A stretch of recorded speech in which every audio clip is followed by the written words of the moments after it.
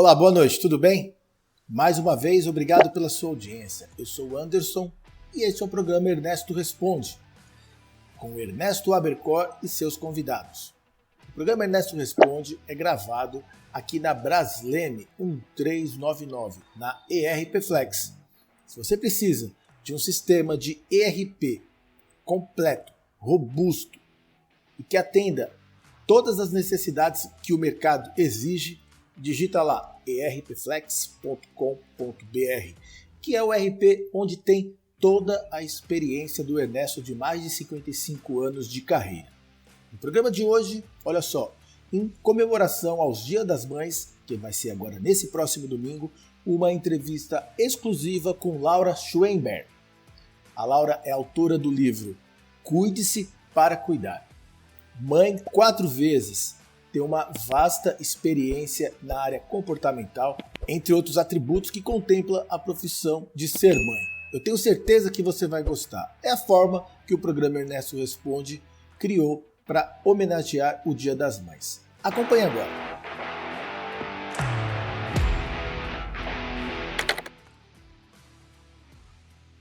Hoje eu estou aqui para falar sobre o Dia das Mães, que afinal estamos nesse mês de maio, onde se comemora essa data tão aguardada, tão esperada. E eu vou conversar com uma mãe, Laura, que tem até uma curiosidade. Tanto ela, como os seus filhos, como o seu marido, todos eles têm um nome começando com a letra L. Como é que é isso, Laura?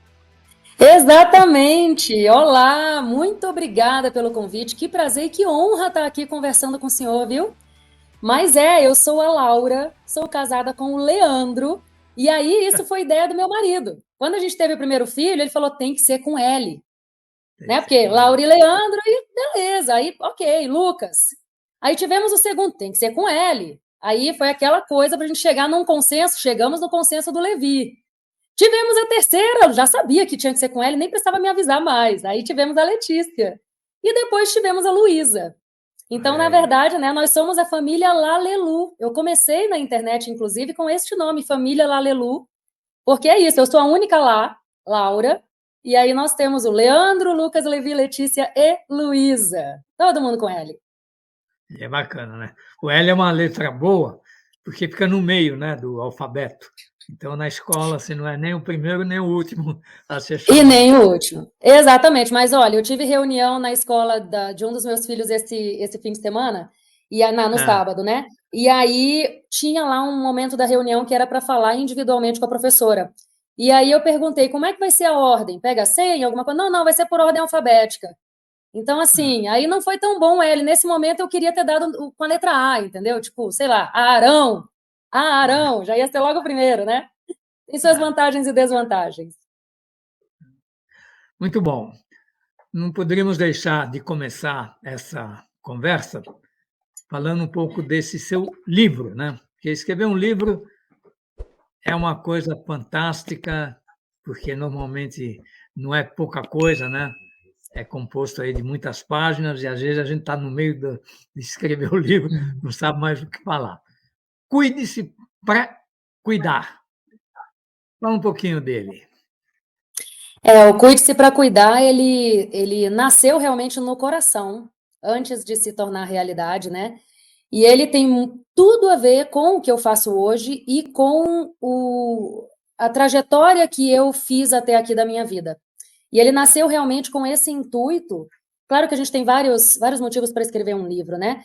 Mas no meu caso, ele realmente nasceu com esse intuito de compartilhar com as pessoas lições valiosas que eu aprendi que transformaram a minha vida. Não foi só a minha maternidade, né? Transformaram o meu casamento, transformaram o meu relacionamento comigo mesmo, transformaram o meu trabalho, né? A minha vida profissional, Laura profissional, também foi transformada por isso. E aí chegou um ponto que eu vi que eu estava vivendo uma vida ainda melhor do que aquela que eu tinha sonhado um dia, em todos os sentidos, né? Com um relacionamento familiar maravilhoso, um casamento ainda melhor do que era antes, e eu tendo um relacionamento comigo mesma ainda melhor do que eu achei que podia ser possível um dia. E aí caiu aquela ficha, né? Assim, eu realmente acredito, Ernesto, que nós não estamos aqui a passeio. Eu acredito que nós não estamos aqui só para usufruir das bênçãos que eu recebi. Eu realmente acredito que todos nós temos, né? Então, eu tenho a obrigação moral, se eu tenho uma vida tão boa, eu consegui conquistar isso, que, claro, essa vida boa, ela não veio da noite para o dia, ela não veio por acaso, ela é uma construção, ela é resultado de uma construção e é uma construção constante. Então, eu tenho, no mínimo, a obrigação moral de compartilhar isso com outras pessoas, para que elas possam também ter a oportunidade de viver assim. Então, o livro nasceu desse propósito, de verdade, de pegar a minha dor e fazer com que ela sirva de remédio, né? A minha cicatriz sirva de remédio para outras pessoas. Que, claro... Me diga o seguinte, você faz um diário, assim, do Não seu dia a faço. dia? Não faço. Não dá tempo, não dá tempo. Mas olha, Eu... o diário, você não precisa escrever todos os dias, você precisa escrever só os fatos realmente importantes. Mas eu acho que tem muito a ver com isso que você está falando. Quer dizer, você escreveu um livro e que, sem dúvida, resume a sua vida de todos os dias, mas o que eu sempre recomendo é que, ao fazer um diário, fica mais fácil, no dia que você resolve escrever o livro, você fazer realmente uma recordação de todos os fatos importantes da sua vida. Mas, Verdade, enfim. inclusive o livro nasceu um pouco disso também, sabia? Porque eu Legal. não escrevo o diário, mas eu escrevo muito. Né? Se o senhor ou quem estiver aqui nos assistindo ou entrar, por exemplo, na minha rede social, vai ver muita reflexão lá. E muitas das reflexões que eu fiz lá foram usadas no livro. Então, elas foram usadas como se fosse uma base para eu continuar a escrita, vamos dizer assim. Então, vai mais ou menos aí na ideia que o senhor está me falando. Considerando que nós estamos próximo aí ao Dia das Mães, eu acho que um assunto importante de a gente falar hoje é exatamente esse. No livro você trata disso, quer dizer, a responsabilidade da mãe, o que ela sofre, o que ela tem prazer. Como é que é a vida de mãe de 4 filhos? É uma loucura, em primeiro lugar, né? Não existe silêncio nesta casa, só está em silêncio aqui porque as crianças estão todas na escola, mas ao mesmo tempo é uma grande alegria, né? É uma loucura misturada com uma alegria, é maravilhoso. Eu sou 4 vezes abençoada por ter esses 4 seres sob a minha responsabilidade e do meu marido, né? É uma benção enorme a gente poder ter essa honra de guiá-los nesse caminho, ao mesmo tempo que é, sim, uma Qual a grande idade responsabilidade. deles? O meu mais velho hoje está com 15, aí eu tenho o Levi com 10, a Letícia com 9 e a Luísa com 5. Não é fácil, né? Nem um pouquinho. E eu tenho, né, representante em todas as etapas, eu acho. Eu estou com uma adolescente, eu estou com a mais novinha na primeira infância ainda, e os dois ali meio que, né, o Levi com 10 já quase ali beirando a pré-adolescência, enfim, é realmente um desafio. E é por isso, inclusive, Ernesto, que eu digo, se você entrar na minha rede social, tá lá, Laura Schwember, mãe vezes 4. Porque é isso, né? Eu sou mãe 4 vezes, literalmente, porque a forma como eu trato não necessariamente ela serve para tratar o outro. Eu tenho que moldar a minha comunicação de acordo com o filho com quem eu estou falando, para que a mensagem seja recebida da forma esperada, né? E aí... A vantagem é que você vai ganhar 4 presentes, né? Com certeza, não, e eu já fiz, assim, eu tenho MBA em gestão de equipes, entendeu? Em liderança. Tenho pós-graduação em gestão de conflitos. Então, realmente, quando a gente olha a maternidade, sem querer romantizar a maternidade, né? Mas ela é maravilhosa, mas tem suas responsabilidades. Como tudo na vida, tem os seus ônus e os bônus, né? E tudo mais. Mas eu sou uma mulher muito melhor. Sou uma profissional, inclusive, muito mais gabaritada, porque a minha escola particular de desenvolvimento pessoal não me deixa não evoluir todo dia, né? Eles realmente, os filhos são isso pra gente, na minha humilde opinião, né? Eles são realmente o melhor incentivo para que a gente aprenda cada vez mais e para que a gente evolua cada vez mais, para que a gente tente ser a nossa melhor versão todo santo dia, e isso impacta em todas as áreas da nossa vida. Não é só na maternidade, não é só na vida em família, mas no relacionamento com as pessoas, na vida profissional, né? Em todas as áreas, realmente. E, sem dúvida, vai ficando melhor conforme eles vão ficando mais velhos. Eu tenho hoje filhos já adultos, né? A mais velha tem mais de 50 anos, os outros estão na faixa de 30, 40, e realmente, conforme vai ficando mais velho, mais legal vai ficando, porque aí eles são mais companheiros, chega uma hora que você praticamente depende deles, né? Porque eles é que vão te dando todos os conselhos e levando a sua vida melhor. Então, isso aí acho que é uma bênção que você tem e vale muito a pena manter tudo isso aí. Com certeza. Você cuida de saúde mental. Qual que é o seu principal recado que você tem dado para as pessoas? O principal recado, eu vou ter que eleger um aqui, né? Porque todos eles conversam entre si, mas vamos lá. Autocuidado é necessidade básica, não é luxo, como a gente acha que é. Só que quando eu falo em autocuidado, Ernesto, eu não estou falando de cuidar da pele, do corpo, do cabelo, né? Estar aqui maquiada, pronta, se sentindo bonita, não é sobre isso. O autocuidado que eu falo é esse que a gente nutre de dentro para fora. Se você prestar atenção, inclusive, é por isso que a capa do meu livro, ela é dessa forma, ó. Ela é uma silhueta, tá cheia de florzinha ao redor dela, mas perceba que isso tá saindo dela. Porque é isso o autocuidado. Não adianta eu cuidar só da minha carcaça, né, só da parte externa, achando que é isso que vai me trazer bem-estar verdadeiro. Não vai, se eu não estiver me nutrindo de dentro para fora. E o que é essa nutrição interna? É eu me conhecer. É eu saber, ter consciência dos meus valores motivadores mais importantes. Porque vamos lá, nós temos valores, né? Em comum. Claro, a gente tem que, para poder viver em sociedade, para poder ter uma vida sistêmica, vamos dizer assim, mas eu tenho certos valores, Ernesto, que talvez você não tenha, valores motivadores, principalmente, né? Que são valores que moldam o meu comportamento, que vão ditar por que eu vou tomar a decisão A ao invés da decisão B. Quando a gente não tem consciência disso, corre o risco de a gente viver uma vida inteira infringindo esses valores. E, inevitavelmente, eu vou sentir aquele vazio por dentro. Eu vou ter aquela sensação de que parece que nada tá bom. Então, eu preciso me conhecer. Eu preciso me nutrir emocionalmente, né? Que é realmente fazer coisas, como eu falei, que estão congruentes com esses meus valores. Eu preciso conhecer a minha essência, Ernesto. Né? Aí aqui trazendo até brincando um pouquinho ali com o universo corporativo, eu sou formada em análise comportamental, né? Trabalho como analista comportamental, hoje quase não fazendo atendimento só nesse sentido, mas eu uso muito desse conhecimento quando eu falo em reconhecer a nossa própria essência, e quando a gente traz ali para análise DISC, a teoria DISC, né, que são os 4 fatores de comportamento, não sei se tu já ouviu falar de dominância, influência, estabilidade, conformidade, aí tem várias teorias que vão falar de formas diferentes, tem o comunicador, tem o planejador e tudo mais.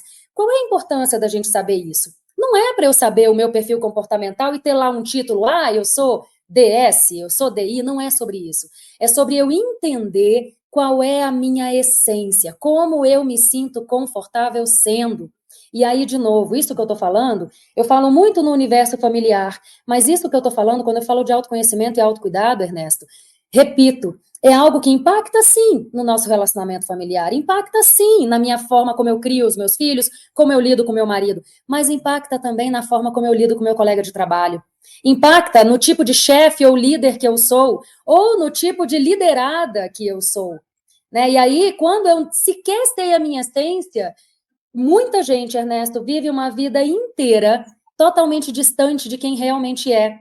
Praticamente usando uma máscara, achando que tem que ser como determinada pessoa para ser bem-sucedida, quando, na verdade, quanto mais congruente eu estou com a minha essência, maior é a fluidez da minha vida e a minha chance de ter prosperidade na vida. Lembrando que prosperidade não é sobre ter dinheiro, é algo muito mais amplo que isso, né? Exato. E considerando que na vida a gente vai mudando também, né? Quer dizer, conforme os filhos vão crescendo e conforme as coisas vão acontecendo, você sempre vai tendo novas visões, novos objetivos, novos desafios, principalmente, né, com a família, conforme eles vão crescendo também, é importante ver qual é o caminho que eles estão seguindo. E nessa profissão mãe, como é nadar contra a maré? Quer dizer, se você encontra um problema, seja com um dos filhos, ou seja com uma situação comum a todos eles, como é que você tem enfrentado problemas mais sérios assim, ou a sua vida tem sido um mar de rosas, sem problema nenhum, está tudo caminhando bem? Como é que é? Vou até dizer um negócio aqui, né? Se alguém responde essa pergunta dizendo que está tudo bem, tudo maravilhoso, sem nenhum problema, olha, encaminha para terapia, porque tem algo errado com a pessoa que não está percebendo os desafios, né? Porque realmente é impossível a gente ter uma vida livre de problemas. Né? A própria questão da inteligência emocional, o autoconhecimento, o autocuidado que eu tanto falo, isso não nos impede de ter problema. Isso não nos impede de ter desafio na vida. O que acontece é que quando eu me conheço, quando eu me cuido, quando eu tenho um mínimo de inteligência emocional, eu tenho ferramentas para lidar com esses desafios. Agora, desafio todo mundo tem. Hoje ainda, vamos lá. Eu trabalho com autoconhecimento e autocuidado materno, então eu sou uma mãe incrível, maravilhosa? Claro que não. Eu erro também. Inclusive, isso é uma das coisas que eu falo sobre remar contra a maré. Eu nem tento ser perfeita, Ernesto, porque eu sei que eu não vou conseguir alcançar isso. Né? Abraçar a nossa própria imperfeição é necessário. Isso é remar contra a maré. Entender que o meu valor está em eu ser quem eu sou. Não pelo tanto que eu faço ou abro mão. Não pelo status profissional que eu tenho. Não pelo título, talvez, que eu tenha conquistado. Né? Eu sou valiosa pelo que eu sou, não pelo que eu tenho. E isso é remar contra a maré. Porque a gente vive numa sociedade que diz pra gente o quê? Você tem que ter tal coisa para você ser digna de valor. Quando eu começo a olhar para mim, entendendo que eu sou digna de valor simplesmente por eu ser um ser humano que estou viva, eu sou valiosa por isso, ponto. Da mesma forma que você é valioso simplesmente por ser você. Teus filhos a mesma coisa, os meus filhos a mesma coisa. Né? Isso é remar contra a maré. Porque a sociedade nos diz exatamente o contrário. Né? Conquiste tal coisa, aí você vai ter valor.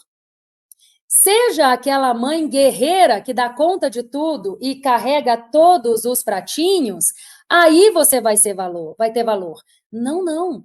Mesmo que eu deixe cair um pratinho que eu não estou dando conta de carregar, eu tenho valor. Eu sou valiosa. O meu valor não é definido pelo tanto que eu faço. Então, isso é remar contra a maré. Exatamente. E esse valor também, ele sempre é relativo, né? Porque a cada pessoa você tem os seus objetivos, tem as suas metas, os seus desejos, e nem sempre eles são, vamos dizer assim, comuns aos outros. Então, por exemplo, você tem 4 filhos, certamente cada um deles vai com a idade, né? Ainda são jovens, mas logo, logo vão atingir aí a idade mais velha, então vão ter que escolher o trabalho, vão ter que escolher o que vão fazer na vida, e muitas vezes você talvez não aprove muito aquela situação, aquela atitude que ele está tomando, mas eu acho que a gente, como pai e mãe, tem que entender que cada um tem os seus desejos e seus objetivos, e muitas vezes não são aqueles exatamente que a gente quer. Como é que você está controlando isso com seus filhos? Eles ainda estão numa idade não tão madura assim, mas daqui a pouco vai começar justamente a ter as definições que vão seguir na vida, né? Então, aí eu volto, inevitavelmente, para o que a gente conversou agora há pouco, quanto ao respeito à essência. Cada criança, no meu caso, né, eu tenho 4 filhos, eu percebo claramente que cada um tem a sua essência. E cada um tem as suas habilidades naturais e habilidades que precisam ser nutridas. Percebe que aqui, eu estou falando com relação aos meus filhos, mas isso aqui serve para mim, serve para você, serve para todo mundo que está aqui nos assistindo ou nos escutando. Nós não somos poços de qualidades e defeitos, de qualidades e defeitos. Nós somos pessoas, seres humanos, todos nós, que temos habilidades naturais e habilidades que precisam ser nutridas. Quando eu consigo olhar dessa forma, eu entendo o seguinte: E aí, algumas pessoas que estão nos escutando podem achar até um pouquinho utópico, tá? E talvez seja, mas tem dado certo para mim, eu espero que dê certo para os meus filhos, e eu acho que dá certo para muita gente, né? Que o principal é o quê? Os meus filhos, eles não serão o que eu talvez queira que eles sejam. Eles serão o que eles nasceram para ser. E para isso, eles têm as habilidades naturais e as habilidades que precisam ser nutridas. Ok. Quanto mais eles conseguirem tirar proveito das habilidades naturais que eles tenham, ou seja, quanto mais, né, vamos lá, o meu filho adolescente, por exemplo, quanto mais ele conseguir fazer alguma coisa, profissionalmente falando, que ele consiga usufruir dessas habilidades naturais, mais fluidez ele deve ter na vida. E o sucesso vai ser inevitável. Aí vamos lá, vai ser fácil? Não é que vai ser fácil. É que nós temos habilidades que com certeza a gente precisa usar. E aí, claro, a gente vai ter aquelas habilidades que precisam ser nutridas e a gente precisa nutrir para poder também ter sucesso no convívio com as pessoas, no trabalho. Mas percebe, Ernesto, quanto mais o meu filho, os meus filhos, usando aqui os 4 agora, quanto mais os meus filhos conseguirem respeitar a própria essência deles, mais força, inclusive, eles devem ter para ir atrás dos sonhos deles, sejam quais forem, em quais áreas forem. Eu cresci com um pai, e aí por isso que eu vou citar isso agora, né? O quanto é importante mesmo os pais, né, os nossos pais, e o que eles falam, o que eles transmitem pra gente. Eu cresci ouvindo meu pai dizer assim, não importa o que você queira fazer da vida, se você fizer de coração e se empenhar ao máximo, você vai ter sucesso. Então não é sobre a profissão que você escolha, é sobre como você lida com essa profissão, o quanto você se prepara para ela, né? O quanto você evolui para poder trabalhar nela da melhor maneira possível. Você pode ser o que você quiser, desde que você se empenhe, desde que você aprenda. Você vai ter sucesso. Então, isso, inevitavelmente, percebe, olha a importância de nós enquanto pais, né? Eu cresci com um pai assim, isso está gravado em mim. Então, eu realmente cresci acreditando que o que quer que eu faça, se eu me empenhar, se eu estudar, se eu me desenvolver, eu vou estar mais perto de ter sucesso naquilo. A mesma coisa eu falo para os meus filhos. Eu não tenho, de verdade, Ernesto, eu não tenho expectativa nenhuma do que cada um vai fazer da sua vida. A minha expectativa é que eles façam o que eles sentirem no coração que tenham que fazer, se empenhem e vão atrás do sonho deles. É isso. E aí, inevitavelmente, eu acredito que eles vão ter sucesso. O seu marido tem alguma... O que ele faz? Qual é a profissão dele? O meu marido é militar. Militar? Bom, militar. E ele não vai obrigar ninguém a ser militar. Pelo contrário, eu acho que se ele tivesse que interferir, ele interferiria para não ser. Não sei. Por incrível que pareça. Mas ele compartilha muito comigo desse pensamento mesmo, né? Que os nossos filhos sejam o que eles quiserem ser. Repetindo, não é, vou ser tal coisa e vou esperar a vida trazer isso para mim. Não é sobre isso. Quer ser? Vai se empenhar, vai estudar, vai se preparar, vai se desenvolver. E é isso. Agora, o que quer que eles sejam, o que quer que eles queiram ser na vida, profissionalmente falando, eles vão estar contando com o nosso apoio. Né? Nós dois realmente não temos expectativa nenhuma com relação a isso, sabe? Fica a critério das crianças. E algum dos seus filhos pratica esporte assim de uma forma mais focada, mais visando ser campeão em alguma coisa? Então, talvez não tão focada assim ainda, mas vamos lá. O meu adolescente hoje, ele está na equipe de natação da escola. Todos os nossos, né, todos os meus 4, isso é uma, tipo assim, natação é aquela coisa que a gente, e aqui eu não estou dizendo que nós estamos certos, é como a gente pensa, tá, gente? Mas natação é o único esporte que a gente não negocia com eles. Então, todos os 4 fazem natação desde pequenininhos, estão na natação até hoje, e assim, esse a gente não negocia. E aí, além da natação, beleza, o que você quiser fazer, aí agora você escolhe. Então, lógico, os meninos, inevitavelmente, os 2 gostam de futebol. As meninas falam, eu quero então fazer balé, e aí veja que é delas, tá? Não é a gente que impõe. Né? Aí tem uma que diz, não, eu quero dançar, tem uma outra filha agora que tá falando, eu quero fazer aula de canto, que aí não é bem esporte, mas enfim. Mas o ponto é, natação todos eles fazem. E aí o meu adolescente, ele tá no colégio militar, inclusive, né? O mais velho. E ele foi atrás da equipe de natação. Ele se empenhou para conseguir fazer parte da equipe de natação. E ele já está pensando, porque dependendo da situação, pelo esporte, eu tenho chance de entrar numa faculdade. Isso é ele que tá pensando nisso. Né, eu quero ter sucesso aqui na natação, usar a natação como esporte, não só para me desenvolver, mas também para, de repente, eu ter uma chance de entrar numa faculdade, talvez, ali, enfim, que aí tem uns intercâmbios lá da escola. O meu de 10 anos já é do futebol, então ele pediu para entrar no futebol e ele fala assim, mamãe, ele profetiza na vida dele, que eu não vou falar aqui para não comentar coisas que ele fala para a gente internamente, mas eu acho bonitinho que ele fala que ele vai ser um grande jogador de futebol, ele vai ter uma mansão e eu vou morar com ele na mansão com o pai, entendeu? Tipo, já tá dizendo que eu vou morar junto com ele, diz que vai ganhar a Copa do Mundo e vai dedicar o gol para mim, enfim. Não sei o quanto isso vai continuar, vai perdurar, mas perceba, ele é dele, ele tem essa intenção, e o nosso papel enquanto pais é o quê? Beleza, tá lá, vamos lá fazer o futebol. Né? A gente leva para o futebol, ele faz a aula, mas isso é dele, não é a gente que coloca pressão. E eu acho que é assim que tem que ser mesmo, né? Exato. Olha, eu vou falar muito sobre natação. Eu tenho um probleminha na perna esquerda, ela é um pouco menos desenvolvida, e aí o médico chegou para minha mãe e falou: olha, seu filho tem que nadar muito, porque realmente a natação é um esporte fantástico. Primeiro que você não depende de ninguém, quer dizer, você depende só de uma piscina, que você deve ter em algum lugar no seu prédio ou em casa, enfim. Mas é um esporte que eu estou com 80 anos, faço natação, nunca me machuquei nadando, e ele desenvolve todos os músculos, não, os músculos dos braços, das pernas, enfim, é um esporte super saudável. E uma coisa interessante também que eu fiz durante um tempo da minha vida foi jogar polo aquático, porque aí, além de você nadar, você pratica um esporte competitivo, participa de competições, de campeonatos, é muito legal. Também recomendo, então, aqueles que aos seus filhos talvez um dia ingressar no clube, na equipe de polo aquático. O E tu futebol... sabe que o meu marido, desculpa até te interromper, mas o meu marido jogava polo aquático, chegou a competir polo Onde? aquático quando ele Jogava era mais onde? novo, Jogava né? onde? Onde ele jogava? Na AFA, porque ele fez a Academia da Força Na Aérea, e lá ele academia. começou integrando a equipe de natação e depois ele foi para o polo aquático, chegou a competir lá. É.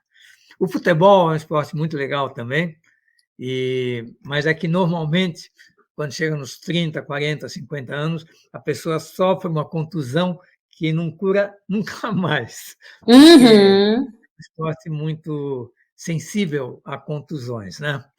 Mas, enfim, tênis, vôlei, basquete são esportes também bem interessantes, e eu acho que a vida esportiva é muito importante. Eu, inclusive, organizo um negócio que se chama Netas Game, que é um fim de semana onde a gente pratica 8 atividades esportivas.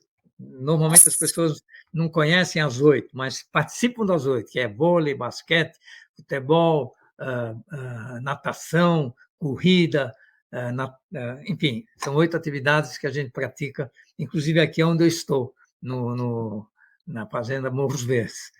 E a gente convida pessoas para participarem desse esporte. E me diga Uau, que mais o legal. seguinte: você então agora está aí com teus filhos adolescentes e eles já têm perspectiva de profissão ou ainda não? Ainda não. O meu, só o adolescente, bom, o de 10 anos eu te falei que na cabeça dele ele vai ser jogador de futebol profissional, né? Ah, é? A minha de 9 anos, aí ela diz que ela vai ser estilista, dançarina, bailarina, cantora, tá naquela fase ainda, né? Minha filha, beleza, vai ser tudo isso, né, minha filha? Tá tudo bem. A pequenininha fala sempre em tom de brincadeira, então cada hora ela quer alguma coisa. E o meu mais velho, que é o adolescente mesmo, que aí sim, entrou no ensino médio esse ano e tudo mais, ele fala que ele gostaria de fazer alguma coisa na área de tecnologia da informação. Ele gosta Olha, disso, né? Então, beleza, é o que ele comenta e que parece mesmo que talvez ele vá por esse rumo, mas ainda temos alguns anos aí pela frente, né? Ele está no primeiro ano ainda do ensino médio, tem um tempinho, mas já tem aí uns 2 anos que ele fala sobre isso, então é capaz dele ir por essa área mesmo. olha, eu vou te falar um pouquinho da minha evolução também. Eu fiz ginásio, primário, ginásio na época, né? Depois científico, e o meu desejo era fazer engenharia. Só que eu tive uma professora de química que conseguiu fazer com que eu não soubesse entender o que é H2O, que é a fórmula da água. E aí não deu para fazer engenharia. Aí eu fui fazer administração de empresas. Então, também aqui, como recomendação, hoje essa disciplina ou esse tipo de faculdade é bem interessante, porque ele é bem genérico, abrangente, e você ter uma empresa ou você participar da gestão de uma empresa é uma coisa bem bacana, e os cursos de administração de empresas realmente são muito interessantes. Agora, voltando ao que você falou, realmente eu fiz administração de empresas e quando eu me formei, eu fui trabalhar numa empresa, na DECA, e lá eu comecei a desenvolver um sistema de custos, calcular o custo de cada torneira que a DECA fabricava. E aí um dia um programador que tinha lá chegou e perguntou: o que você fica aí fazendo o dia todo? Eu falei: eu fico calculando o custo das torneiras aqui, de sifões, de todos os produtos que a empresa fabrica. Ele falou: vou te levar hoje à noite para você ver um computador. Isso foi mais ou menos na década de 60. Naquela época só existiam computadores na IBM, na Ball. Enormes, né? Você não tinha um computador dentro da empresa. E aí, ao ver lá, ele me levou lá para ver o computador, quando eu vi aquela máquina cuspindo um papel, imprimindo milhares de linhas, fazendo milhares de cálculos em segundos e fazendo todo um processo super complicado, eu perguntei: mas como é que o computador faz tudo isso? E aí ele respondeu: tudo depende de um programa de computador, que nada mais é do que um conjunto de instruções, que não são muitas, são 7 instruções: ler, escrever, somar, dividir, multiplicar e subtrair, e o if, que é o comando mais importante, que vai depender a cada momento em que sentido que o programa deve seguir. Então, já vou dar aí um incentivo ao seu filho na área de tecnologia da informação, que é ser programador.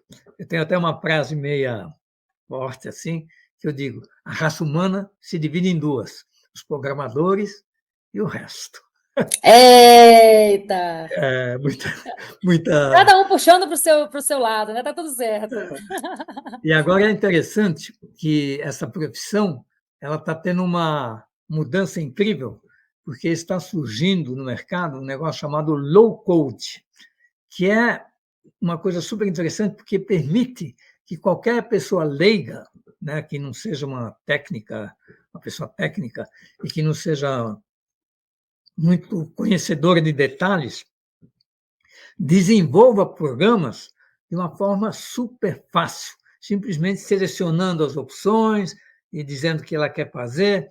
Enfim, numa semana, a pessoa aprende a fazer todo esse processo. Então, falando um pouco do seu livro, você cita aqui pontos sensíveis: sobrecarga, autorresponsabilidade, relacionamento, vida profissional e vida familiar. Quer dizer, você resume nesses 5 tópicos aqui praticamente a nossa existência, né? O que nós devemos nos preocupar no dia a dia. Comente um pouco sobre esses 5 tópicos. A questão da sobrecarga, eu me atrevo a dizer que é o mais sensível de todos, porque, na verdade, ela envolve, claro que os outros envolvem isso também, a questão da gente tomar consciência disso, mas a sobrecarga, em especial, ela é um desafio ainda maior, porque nós mães, nós mulheres, que sentimos o efeito da sobrecarga há muito tempo, a gente mesma tem dificuldade de reconhecê-la. A gente mesmo tem dificuldade de tomar consciência dela e de entender. Aquela história dos pratinhos que eu falei para o senhor agora há pouco, né? É desumano. É desumano nós mães, nós mulheres, cobrarmos de nós mesmas carregar todos os pratinhos que a sociedade diz que a gente deveria estar carregando. É impossível. A gente não consegue. E a gente se cobra fazer algo que é impossível de alcançar. E aí a gente percebe, né, em algum momento a gente percebe que não está conseguindo, e a gente acha, e eu falo desse jeito mesmo a gente, porque eu já fui esta mãe, né? Então a gente acha que o problema está na gente. Opa, o problema não é que eu estou tentando pedir algo impossível de alcançar de mim mesma. O problema é que eu não sou boa o suficiente e não estou dando conta. O problema é comigo. Mas, na verdade, o problema não é comigo. O problema não é com as mulheres que estão aqui nos escutando. O problema é que é impossível alcançar isso. É uma expectativa irreal. Então, a questão da sobrecarga, que eu falo muito no livro, é justamente para a gente tomar consciência dela, de que, olha só, não se sinta culpada, não se sinta insuficiente, não se sinta incapaz de porque você não consegue fazer tudo que você tenta fazer. Ninguém consegue. Uma das perguntas que eu mais escuto, Ernesto, é justamente isso, até hoje, né? Hoje, por incrível que pareça, é mais difícil escutar essa pergunta, acho que até pelo que eu falo tanto, as pessoas já compreenderam, mas eu ainda escuto perguntas do tipo, Laura, como é que tu dá conta de tudo? Né? Você tem 4 filhos, você agora tem uma empresa, você está empreendendo. Aí, Ernesto, eu faço parte de um grupo de networking profissional aqui em Brasília, maravilhoso, que eu amo de paixão, mas que dá trabalho, ele tem uma série de compromissos que você tem que cumprir. E eu não só faço parte desse grupo, como hoje eu estou como vice-presidente do grupo. E aí os próprios colegas do grupo falam assim, como é que tu consegue? 4 filhos da empresa, o clã, que eu tenho um clube de leitura de autocuidado materno, o trabalho, as entrevistas, o livro, e aqui o grupo, e não sei o quê. Então, gente, deixa eu contar uma coisa para vocês. Sabe por que eu dou conta de tudo isso? É justamente porque eu não dou conta, né? Eu aprendi a deixar pratinhos caírem. Mas qual é a questão, Ernesto? Quando a gente tenta carregar todos os pratinhos, a gente se machuca e os pratinhos vão cair do mesmo jeito. Mas qual é a questão? Vão cair pratinhos aleatoriamente, vão cair pratinhos sem que eu escolha. Eu, Laura, hoje, vivo uma vida em que eu escolho os pratinhos que eu vou deixar cair. Porque eu já entendi que eu não vou carregar todos. E é esse o convite que eu deixo para as mulheres, para as mães em especial, mas para as mulheres, né, de um modo geral, e não só para as mulheres, permita-me dizer, homens também, né, porque como eu falei, o Cuide-se para Cuidar, ele foi escrito de mãe para mãe, ele foi escrito de mulher para mulher, mas autoconhecimento é necessidade básica de todo ser humano. Então, vocês, homens que estão nos escutando, serve para vocês também. Autocuidado, naqueles termos que eu falei, de nutrir de dentro para fora, de se ver como alguém de valor só por ser quem você é, né? Não atribuir o teu valor ao que você faz ou ao que você tem, isso serve para as mulheres, lógico, mas serve para os homens também. Né? O autorrespeito, identificar a própria essência, tudo isso que eu estou falando serve para as mulheres, lógico, mas serve para os homens também. Então, a questão da sobrecarga é essa, é eu olhar para o meu parceiro e não olhá-lo como um inimigo, que muitas vezes a gente olha. Sabe aquela história, né? Não sei se tu já ouviu essa analogia do casamento, que muitos casais acham que o casamento é um jogo de tênis. Eu jogo a bola e aí tu tem que pegar, senão você perde. Para eu ganhar, você tem que perder, mas não. Ele é um jogo coletivo, ele é um jogo de basquete, é um jogo de futebol, em que quando eu ganho, o time ganha. Então não é homem contra mulher. Para eu ganhar, para eu ter menos sobrecarga, o meu marido tem que ficar sobrecarregado. Não é sobre isso. É sobre nós entendermos que, opa, olha só, eu e meu marido somos responsáveis por esses 4 seres que são nossos filhos e pela manutenção saudável do nosso lar. Não é uma responsabilidade única e exclusiva minha porque eu sou mulher. O meu marido é tão importante neste lar quanto eu. E o meu marido, né, o pai das crianças, é tão importante na educação das crianças quanto eu que sou mãe. Então a questão da sobrecarga vem nesse convite, né? Os pratinhos vão cair. Então que tal você ser consciente e intencional na escolha dos pratinhos que podem cair? Porque é aquela questão. O tempo de qualidade com os nossos filhos é um pratinho que não pode cair. O meu autoconhecimento, o meu autocuidado é um pratinho que não pode cair. Mas, geralmente, quando a gente está sobrecarregada, tentando dar conta de tudo, porque a gente acha que é assim que tem que ser, esses são os primeiros pratinhos que caem. Sem dúvida que a vida, sem ter o que fazer, ser aquela vida monótona, eu acho que é a pior coisa do mundo. Então, isso que você falou é realmente o que vale. Você sempre ter o que fazer, você sempre ter responsabilidades, você ter um objetivo na vida, seja cuidar dos filhos, seja cuidar do marido, seja cuidar da profissão, seja cuidar da casa, seja realizar uma tarefa que você sonha em executar. Isso que é viver. Então, é evidente que também deve-se ter o tempo para descansar, para relaxar, para sair um pouco disso, isso no dia a dia. Então, é preciso realmente saber equilibrar o seu dia a dia e jamais se queixar de que tem muito o que fazer. Pelo contrário, isso é uma dádiva, isso é uma coisa que só temos a agradecer. Eu acho que nós tratamos aqui de todos os assuntos e, finalizando, o que você gostaria de colocar assim para todos esses profissionais que estão nos ouvindo desse seu livro de Cuide-se para Cuidar? Qual que é o resumo de filosofia de vida que você poderia nos transmitir? Se eu puder resumir, e como, né, como você falou, serve para todos os possíveis contextos, tanto familiar como profissional também, é justamente nós começarmos a olhar com mais carinho para nós mesmos. Sabe por quê, Ernesto?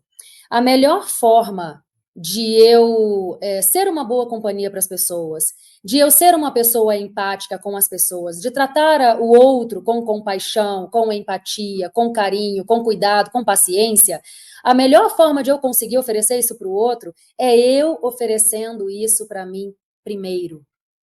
Não no tom de egoísmo, porque quando a gente fala dessa forma, as pessoas acham, então, o outro não importa, eu vou cuidar de mim. Mas não é nesse sentido. É justamente entendendo que, inevitavelmente, Ernesto, eu só consigo oferecer para o outro o que transborda em mim. Então, trazendo inclusive para o universo profissional, por exemplo, se você vai para o trabalho, você não tem paciência com aquele colega chato de trabalho, ao invés de você olhar para o colega, né, pô, eu não tenho paciência porque também ele faz assim, ele age assado, não. Olha para você. Por que a forma como ele age te tira a paciência?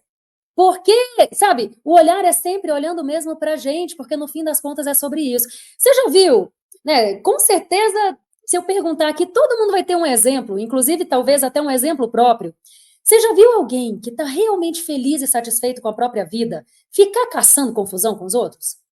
Não fica. Quando a gente está bem, quando a gente está em paz com a nossa vida, com a vida que a gente tem, e esse sentimento de paz, inevitavelmente ele vai vir daquilo que a gente conversou, do respeito à nossa própria essência. Se eu vivo uma vida, Ernesto, querendo ter a tua vida, eu nunca vou ter paz na minha. Porque tu é tu, eu sou eu. Agora, quando eu me empenho em cuidar da minha vida, em viver uma vida consciente e intencional, respeitando a minha essência, respeitando os meus valores, essa paz vai vir. E eu vou devolver para toda a sociedade essa paz também. Né? Daquela história, quando você está feliz, às vezes a pessoa esbarra em você em algum lugar, a outra nem pede desculpa, é você que pede. Não, dá desculpa aí, tá tudo bem, fica em paz, porque eu estou bem. Então, essa é a questão. A gente tem que olhar para a gente com mais carinho e lembrando que o nosso valor está na nossa identidade, não no que eu tenho e no que eu faço. Claro que o que eu tenho é legal, claro que o que eu faço é legal, mas se eu não sou uma pessoa capaz de fazer o que eu quero fazer e de ter o que eu quero ter, o problema está lá na base.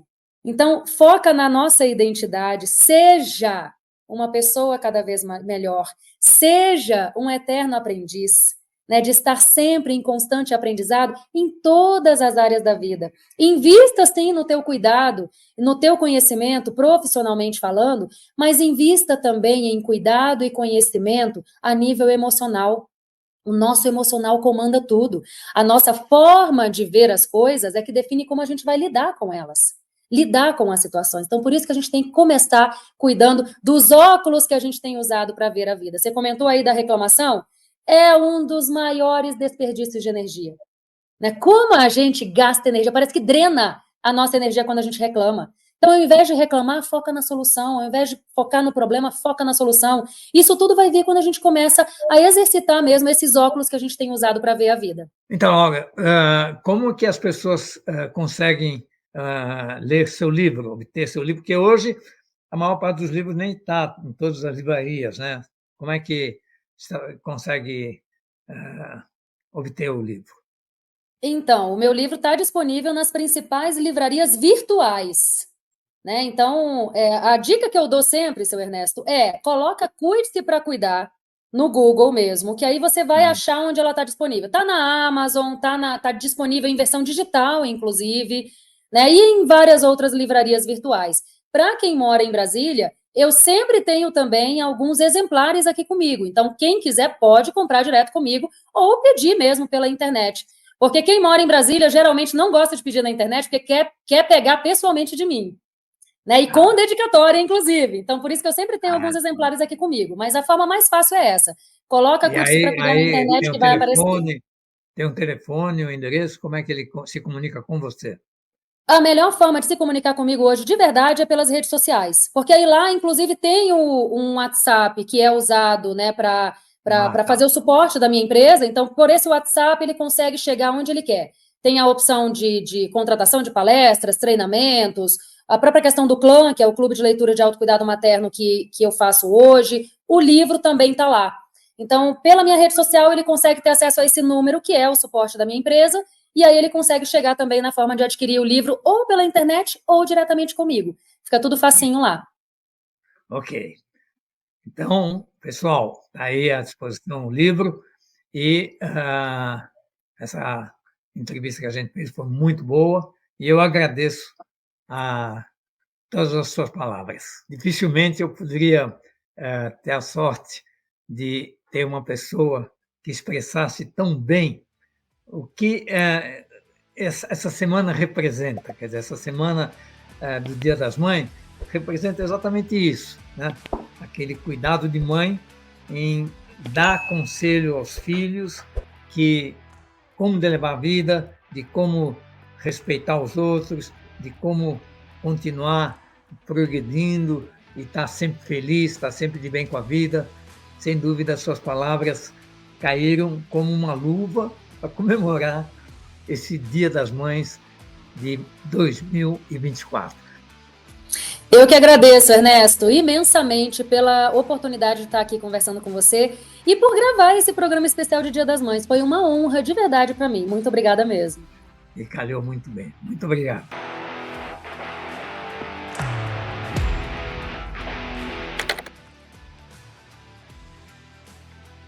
Muito obrigado pela sua audiência. Eu espero que você tenha gostado. Desejo a todos um feliz Dia das Mães e até a próxima semana.